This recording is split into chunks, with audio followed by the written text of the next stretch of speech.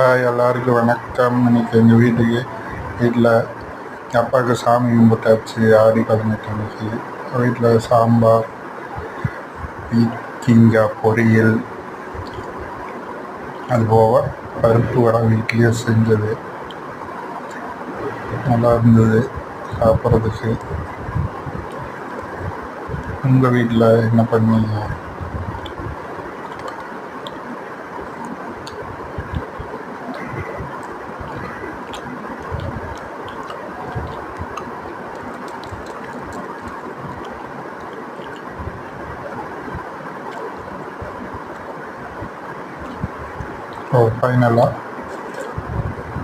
ஃபைனலாக பாயாசம். நல்ல மதிய உணவு. பாய்.